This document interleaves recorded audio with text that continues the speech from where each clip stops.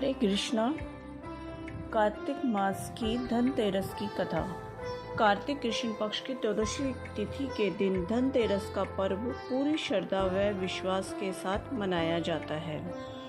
धनवंतरी के अलावा इस दिन देवी लक्ष्मी और धन के देवता कुबेर की भी पूजा करने की मान्यता है। इस दिन को मनाने के पीछे धनवंतरी के जन्म लेने की कथा के अलावा इसके बारे में एक दूसरे की कहानी भी प्रचलित है। कहा जाता है कि एक समय भगवान विष्णु मृत्युलोक में विचरण करने के लिए आ रहे थे। तब लक्ष्मी जी ने भी उनसे साथ चलने का आग्रह किया। तब विष्णु जी ने कहा कि यदि मैं जो बात कहूँ तुम अगर वैसा ही मानो तो फिर चलो। तब लक्ष्मी जी उनकी बात मान गई और भगवान विष्णु के साथ भूमंडल पर आ गई।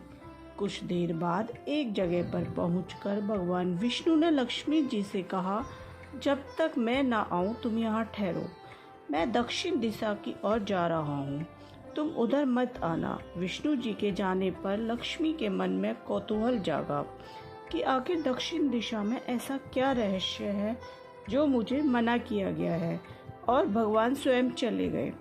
लक्ष्मी जी से रहा ना गया और जैसे ही भगवान आगे बढ़े लक्ष्मी भी पीछे पीछे चल पड़ी।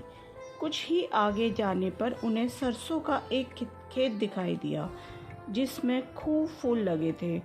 सरसों की शोभा देखकर वह मंत्रमुग्ध हो गई और फूल तोड़कर अपना श्रृंगार करने के बाद आगे बढ़ी।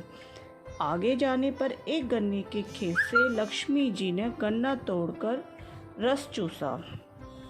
उसी क्षण विष्णु जी आए और यह देख लक्ष्मी जी पर नाराज होकर उन्हें श्राप दे दिया कि मैंने तुम्हें इधर आने को मना किया था, पर तुम ना मानी और किसान की चोरी का अपराध कर बैठी। अब तुम इस अपराध के जुर्म में इस किसान की 12 वर्ष तक सेवा करो। ऐसा कहकर भगवान उन्हें छोड़कर क्षीर सागर चले गए। तब लक्ष्मी जी उस गरीब किसान के घर रहने लगी। एक दिन लक्ष्मी जी ने उस किसान की पत्नी से कहा, तुम स्नान कर पहले मेरी बनाई गई इस देवी लक्ष्मी का पूजन करो, फिर रसोई बनाना, तब तुम जो मांगोगी मिलेगा। किसान की पत्नी ने ऐसा ही किया। पूजा के प्रभाव और लक्ष्मी की कृपा से किसान का घर दूसरे ही दिन से अन्न, धन, रत्न, स्वर्ण आदि से भर गया। लक्ष्मी ने किसान को धन धान्य से पूर्ण कर दिया।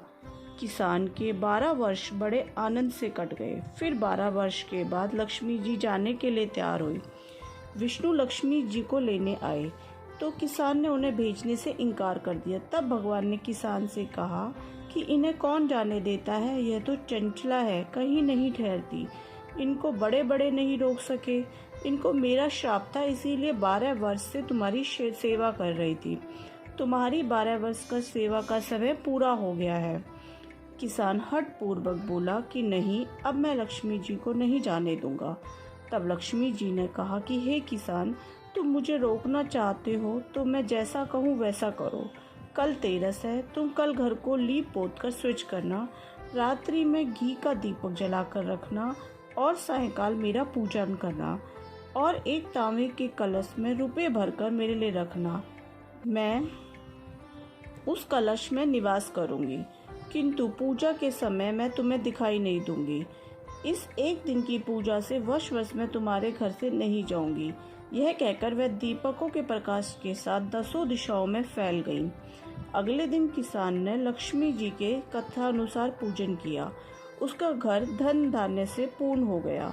इसी वजह से हर धनतेरस के दिन लक्ष्मी जी की पूजा होने लगी। बोल लक्ष्मी मैया की।